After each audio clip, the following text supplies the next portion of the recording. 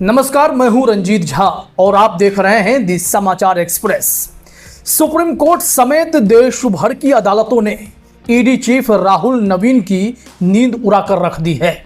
High court के जजों ने तो ईडी की हेकड़ी निकालनी शुरू कर दी, तो सुप्रीम कोर्ट में खुद सीजेआई बीआर गवई और सुप्रीम कोर्ट के ही एक और धाकड़ जज जस्टिस उज्जवल भयान ने ईडी का पसीना छोड़ा दिया है।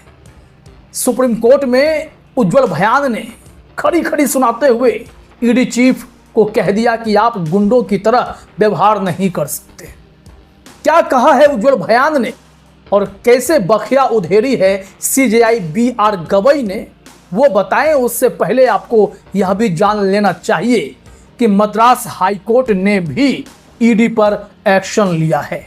जरा देखिए अपने स्क्रीन पर, यहां लाइव लॉ की रिपोर्ट कहती है कि मद्रास हाईकोर्ट ने इन्फोर्समेंट डायरेक्टोरेट पर 30,000 रुपए का जुर्माना लगाया है, क्योंकि मनी लॉन्ड्रिंग के केस में ईडी काउंटर फाइल करने में विफल रही है। यह जो बेंच थी justice MS Ramesh and justice V Lakshmi Narayanan की, इन्होंने कहा कि हमने इनके 3 केस में लापरवाही को देखते हुए 10-10 हजार रुपए का फिलहाल जुर्माना लगाया है, लेकिन ये अपनी हरकतों से बाज नहीं आएंगे तो आगे की भी कार्रवाई होगी। आपको बता दें कि यह पहली दफा नहीं है जब ईडी पर ऐसी कार्रवाई होती है। ईडी संस्था इस वक्त सवालों के घेरे में। सत्ता के इशारे पर काम करने वाली ईडी को इसी साल के जनवरी में बॉम्बे हाई कोर्ट ने 1 लाख रुपए का जुर्माना लगाया था, क्योंकि ईडी ने अपने पावर का दुरुपयोग किया था। लीगल मामले में ऐसी गतिविधि को ईडी वालों ने अंजाम दिया जिसके चलते बॉम्बे हाईकोर्ट का गुस्सा फूटा था और ईडी की भारी फजीहत हो गई थी। ईडी पर जस्टिस उज्जवल भयान और सीजेआई बीआर गवई ने क्या कुछ कह डाला है वो बताएं। उससे पहले एक खबर और जान लीजिए। अभी हमने आपको एक रिपोर्ट दिखाई थी कि कैसे एक आईआरएस ऑफिसर जो ईडी में डायरेक्टर के तौर पर काम कर रहे थे, कपिल राज, 8 सालों तक डेपुटेशन पर थे। ये उनका अपना विभाग नहीं था, डेपुटेशन पर थे। उस दौरान इन्होंने खूब राजनीतिक केसेस हैंडल किए। उन्होंने अरविंद केजरीवाल को जेल भेज दिया, उन्होंने हेमंत सोरेन को जेल भेज दिया, कई और बड़े बड़े केस उनके जिम्मे थे। लेकिन जब डेपुटेशन का प्रोसेस पूरा हुआ तो इन्हें उनके मूल विभाग भेज दिया गया, जीएसटी डिपार्टमेंट में। लेकिन उनका मन वहाँ लगा नहीं, उन्होंने इस्तीफा सौंप दिया। सबने सवाल उठाए कि भाई कपिल राज इतने तगड़े ऑफिसर, मोदी सरकार ने उन्हें यूं ही जाने दे दिया, इनका इस्तीफा भी स्वीकार कर लिया। लेकिन अब राज खुल गए हैं। ईडी के ये डायरेक्टर कपिल राज अब रिलायंस कंपनी ज्वाइन कर चुके हैं। सोचिए कि खेल कितना बड़ा चलता है। ईडी के ऑफिसर जिनका काम है ऐसी संस्थाओं में करप्शन ढूंढना, ये लोग करप्शन नेताओं के घर में ढूंढते फिरते हैं, खास करके विपक्ष के नेताओं के बीच। लेकिन उसके बाद क्या होता है, रिजाइन देते हैं और बड़ी कंपनियों में बड़े ओहदे पर जाकर अपना काम शुरू कर देते हैं। लेकिन अब आइए ईडी की करतूतों पर कैसे सुप्रीम कोर्ट ने भिंगो कर तमाचा जड़ा है उस खबर पर, उस रिपोर्ट पर। जस्टिस उज्जवल भयान से शुरू करते हैं, फिर सीजेआई गवई तक आएंगे और भी गहराई से इस रिपोर्ट में आपको कई जानकारी देंगे। दरअसल सुप्रीम कोर्ट में विजय मदन लाल चौधरी मामले की समीक्षा के दौरान, यानी पीएमएलए के रिव्यू के दौरान, जस्टिस उज्जवल भयान का गुस्सा ईडी पर 7वें आसमान पर जा पहुंचा। उन्होंने ईडी को आड़े हाथों लिया, कहा आप गुंडों की तरह व्यवहार नहीं कर सकते, आपको कानून के चारों कोनों के भीतर रहना होगा। आपकी करतूतों का तमाम रिकॉर्ड है हमारे पास। 5,000 से ज्यादा ECIR दर्ज किए बैठे हैं आप, लेकिन सजा कितनों को दिलाते हैं? 10% से भी कम। जस्टिस भयान ने सवाल उठाया कि जब 5-6 साल तक लोग न्यायिक हिरासत में रहते हैं, जेल में रहते हैं और अंत में बरी हो जाते हैं, तो इस नुकसान का जिम्मेदार कौन होगा? उन्होंने ईडी की छवि पर गंभीर चिंता जताई। उन्होंने कहा कि मुझे तो तरस आ रहा है, आपकी छवि को कितना नुकसान पहुंचा है। मैं चेतावनी देता हूं कि आपकी ऐसी मनमानी से न केवल लोगों की स्वतंत्रता खतरे में है, बल्कि ईडी की विश्वसनीयता भी दांव पर है। उज्जवल बयान का गुस्सा बिल्कुल जायज था। ईडी की करतूत हर कोई जानते हैं, समझते हैं। लेकिन कमाल की बात यह थी कि ठीक उसी दिन सीजेआई बीआर गवई ने भी ईडी चीफ के होश उड़ा दिए। ईडी चीफ राहुल नवीन का पसीना छूट गया होगा जब उन्हें खबर मिली कि additional solicitor general SB Raju ED के मामले में सही से पक्ष भी रख नहीं पाए और सुप्रीम कोर्ट में जजों ने ही उनकी खाट खड़ी कर दी। क्या कहा सीजेआई बीआर गवई ने, जरा समझिएगा।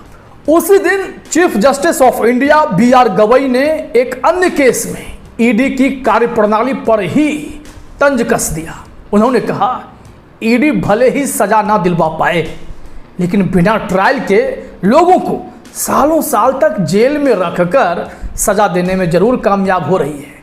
यही इनकी सफलता का राज है, बाकी ये करते कुछ नहीं है। सीजीआई का ये बयान ईडी की उस रणनीति को उजागर करता है जिसमें अभियुक्तों को लंबे समय तक हिरासत में रखा जाता है, भले ही उनके खिलाफ ठोस सबूत हो या ना हो। ये टिप्पणियां साफ करती हैं कि ईडी की जांच प्रक्रिया में पारदर्शिता और जवाबदेही की भारी कमी है। ईडी की फजीहत सुप्रीम कोर्ट में पहली बार हुई हो ऐसा नहीं है। तमाम अलग अलग अदालतों में ईडी पर जुर्माना लगे हैं। 2024 में भी जस्टिस उज्जवल बयान ने ही एक मामले में कहा था 5000 से ज़्यादा पीएमएलए मामलों में केवल 40 सजाएं हुई हैं। उन्होंने ईडी से सवाल किया था कि इतनी कम सजा दर के बावजूद लोग सालों तक जेल में क्यों रखे जा रहे हैं। 12 फरवरी 2025 को जस्टिस अभय एस ओक, जो अब रिटायर हो चुके हैं, और उज्जवल बयान की बेंच ने छत्तीसगढ़ के एक शराब घोटाले में ईडी की कार्रवाई पर सवाल उठाया। उन्होंने पूछा, जब कोर्ट ने शिकायत पर संज्ञान लेने का आदेश रद्द कर दिया था तो ईडी ने अभियुक्त को हिरासत में क्यों रखा। यह तो वैसा ही है जैसे दहेज कानून का दुरुपयोग हुआ था। 2024 में ही सुप्रीम कोर्ट ने एक अन्य मामले में ईडी से पूछा था, आपके कितने पीएमएलए के मामले ट्रायल तक पहुंचे हैं और कितनों में सजा हुई। कोर्ट ने ईडी की जांच की गुणवत्ता और सबूतों की कमी पर सवाल उठाए, खासकर जब ईडी केवल कुछ गवाहों के बयानों पर निर्भर रहती है जो बाद में कोर्ट में भी मुकर जाते हैं। इन टिप्पणियों से साफ है कि ईडी की कार्यप्रणाली में लंबे समय से खामियां रही हैं और सुप्रीम कोर्ट बार बार इसकी जवाबदेही मांग रहा है। तो आइए अब कुछ तथ्यों पर नजर डालते हैं। संसद में दी गई जानकारी के मुताबिक 2014 से 2024 तक ईडी ने 5892 पीएमएलए मामले दर्ज किए, लेकिन केवल 8 मामलों में सजा हुई। जी हां, 6.42% की सजा दर। एक अन्य रिपोर्ट में कहा गया कि 2019 से 2024 तक 911 मामलों में से केवल 42 में सजा हुई, यानी 4.6%। ये आंकड़े ईडी की जांच की गुणवत्ता पर बड़ा सवाल उठाते हैं। सुप्रीम कोर्ट ने बार बार कहा है कि ईडी को वैज्ञानिक तरीके से जांच करनी चाहिए, न कि केवल बयानों पर निर्भर रहना चाहिए, जो कोर्ट में अक्सर पलट जाते हैं। जब इतनी कम सजा दर है तो सवाल उठता है कि ईडी इतने सारे लोगों को सालों तक जेल में क्यों रख रही है। क्या ये केवल डर पैदा करने की रणनीति है, और अगर हाँ तो ये डर किसके लिए है। ईडी पर सत्ता का हथियार बन जाने का आरोप कोई नया नहीं है। कई आप बयानों को देख लें, पुराने नए हर जगह यह दावा किया जा रहा है कि ईडी बीजेपी के इशारे पर विपक्षी नेताओं को निशाना बनाती है। द वायर की एक रिपोर्ट के मुताबिक 2014 से 2024 तक 25 विपक्षी नेताओं पर ईडी ने भ्रष्टाचार के मामले दर्ज किए, लेकिन 23 नेताओं के मामले तब ठंडे बस्ते में चले गए जब वे बीजेपी में शामिल हो गए। ये आंकड़े संदेह पैदा करते हैं कि क्या ईडी का इस्तेमाल राजनीतिक बदले की भावना से ही हो रहा है। सुप्रीम कोर्ट ने भी इस पर सवाल उठाया है।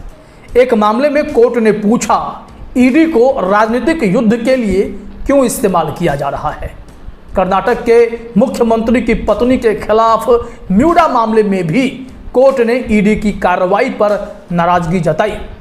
ये साफ है कि ईडी की कार्रवाइयां निष्पक्षता के बजाय सत्ता के इशारों पर होती दिखाई पड़ रही हैं। लेकिन सवाल यह है कि ईडी के अधिकारियों को इतनी बेलगाम शक्ति क्यों दी गई। पीएमएलए की धारा 19 और 45 जैसे प्रावधान ईडी को गिरफ्तारी, तलाशी और जब्ती की असीमित शक्ति देते हैं, जिसका दुरुपयोग न केवल अभियुक्तों के खिलाफ बल्कि खुद ईडी के भीतर भी हो रहा है। जब एक संस्था को बिना जवाबदेही के इतनी ताकत दी जाती है तो भ्रष्टाचार का खतरा बढ़ जाता है। ईडी के पास ईसीआईआर की प्रति ना देने, उल्टा सबूत का बोझ अभियुक्त पर डालने और कठिन जमानत शर्तों जैसे प्रावधान हैं जो इसे एक तानाशाह की तरह शक्ति देते हैं। सुप्रीम कोर्ट ने भी इस पर सवाल उठाया कि जब ईसीआईआर की प्रति तक अभियुक्त को नहीं दी जाती तो वह अपनी बेगुनाही कैसे साबित करेगा। ये बेलगाम शक्ति न केवल ईडी की कार्यप्रणाली को संदिग्ध बनाती है बल्कि इसके अधिकारियों को भ्रष्टाचार की राह पर ले जाती है। लेकिन बड़ा सवाल यह है, क्या ईडी सत्ता का सेवक बने रहना चाहती है या एक निष्पक्ष जांच एजेंसी बनकर अपनी खोई हुई साख वापस पाना चाहती है? आप क्या सोचते हैं? कमेंट में जरूर बताएं, हमारा साथ दें। फिलहाल इस वीडियो में इतना ही। आप तमाम साथियों का हमसे जुड़ने के लिए बहुत बहुत धन्यवाद, शुक्रिया।